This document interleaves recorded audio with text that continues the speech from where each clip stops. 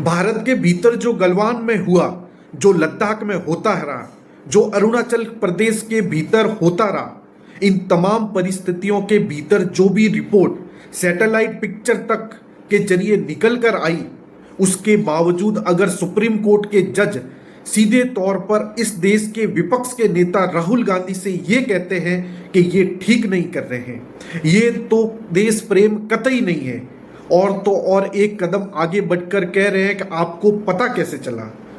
तो supreme court को कैसे पता चला? क्या सुप्रीम कोर्ट को पता है? तो क्या सुप्रीम कोर्ट में फैसला या फैसले की व्याख्या करते हुए जो जज बैठकर बोल रहे हैं, क्या उन्हें जानकारी है? राष्ट्रीय अंतर्राष्ट्रीय तौर पर जो चिंतन मनन भारत और चीन के संबंध और भारत की सीमा के भीतर घुसे चीन को लेकर हो रहा है, क्या उनको जानकारी है या नहीं है? या फिर जज तो सिर्फ और सिर्फ संविधान के जो बनाए हुए जो व्याख्या होती है उसी को करने के लिए बैठता है, उससे हटकर वह नहीं कहता? तो क्या वाकई स्थिति गंभीर है?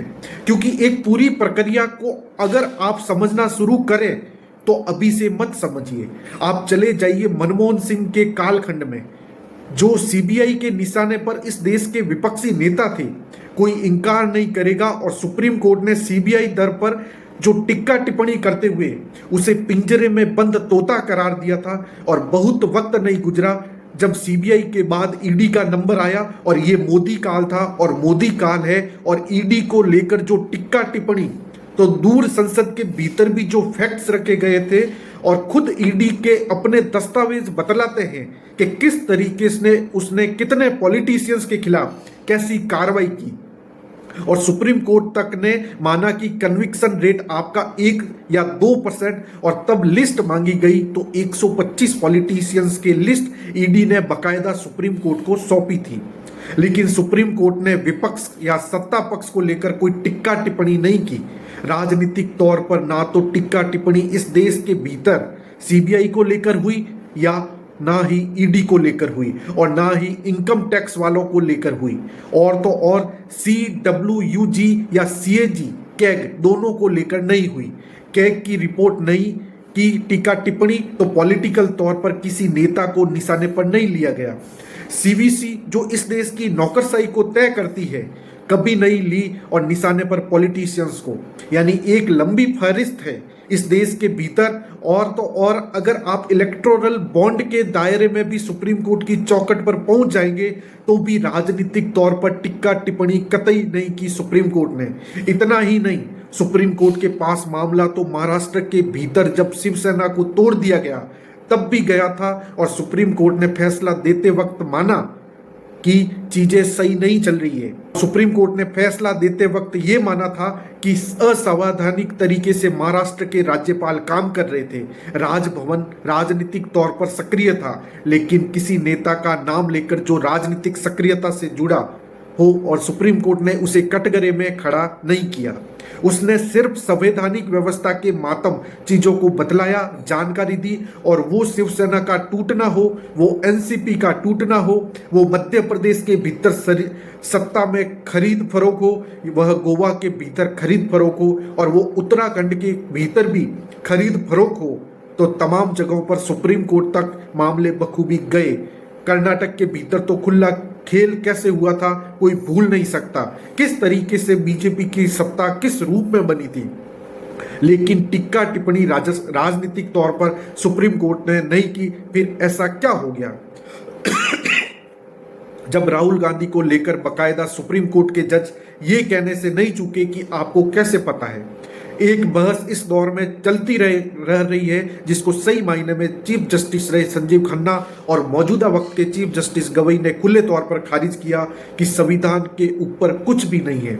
और ये बहस यहाँ तक चली गई कि बीजेपी के एक सांसद ने खुलकर कह दिया कि इस देश के चीफ जस्टिस इस देश में दंगा फैला रहे हैं। निशिकांत दुबे सांसद, उन्होंने इस बात का जिक्र किया था, लेकिन सुप्रीम कोर्ट ने उन्हें भी जगह नहीं दी अपनी टिक्का टिप्पणियों के जरिए कि आपको कोई हम जगह देते हैं। जिस तरीके से सुप्रीम कोर्ट के फैसले सत्ता को परेशान करते हैं, और सत्ता ने खुले तौर पर निशाने पर सुप्रीम कोर्ट को लिया।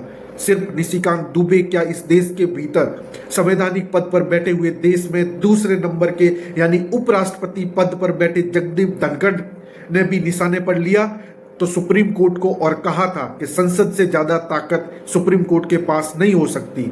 संविधान बाद में है, कानून तो संसद में बनता है। क्या क्या कुछ कहा गया उसको दोहराने की जरूरत होनी नहीं चाहिए, लेकिन ये तो कहा जा ही सकता है कि सुप्रीम कोर्ट ने निशाने पर बिल्कुल नहीं लिया पॉलिटिशियन, और उसमें भी विपक्ष के नेता तो कभी नहीं लिया गया। 2018 जनवरी का महीना 4 जज सुप्रीम कोर्ट के खुले तौर पर प्रेस कॉन्फ्रेंस कर रहे थे और सुप्रीम कोर्ट के अपने इतिहास में और भारत के इतिहास में वो पन्ना आज भी स्वर्ण अक्षरों में नहीं लिखा जाएगा, बल्कि एक स्वर्ण पन्ने पर काले अक्षरों में लिखा जाएगा, जब बाहर निकलकर जजेस ने कहा डेमोक्रेसी इन डेंजर, हमारे पीछे किताब रखी हुई है। उस वक्त ये जज के तौर पर थे और बाद में चीफ जस्टिस बन गए। चीफ जस्टिस बनने के बाद जब रिटायर हुए तो उसके चंद महीनों के बाद ये संसद पहुंच गए। राज्यसभा के सदस्य इन्हें सत्ता ने नॉमिनेट कर दिया और ये भी सब कुछ अपने तरीके से पहली बार हुआ। और चीफ जस्टिस गोगोई को लेकर जितने सवाल देश के भीतर, उसके बाद ये कहकर उठे कि सुप्रीम कोर्ट क्या सत्ता के इशारे पर काम करता है। उसके बाद इस देश के भीतर सुप्रीम कोर्ट को लेकर जो भी सवाल खड़े होते रहे, वो तमाम सवालों के बीच ऐसे कभी नहीं था कि इस देश के एलओपी लीडर ऑफ अपोजिशन को देशभक्ति क्या होती है ये समझाना पड़े। कौन से सवाल उठाने चाहिए, एलओपी को कौन से सवाल उठाने चाहिए, आपको कैसे पता है, और इस बात का जिक्र कर दिया जाए। इतना आसान नहीं है, लेकिन इतना आसान क्यों बना दिया गया? क्या इस दौर में जो भी इंस्टीट्यूशन काम कर रहे थे सबकी क्रेडिबिलिटी खत्म हो गई है?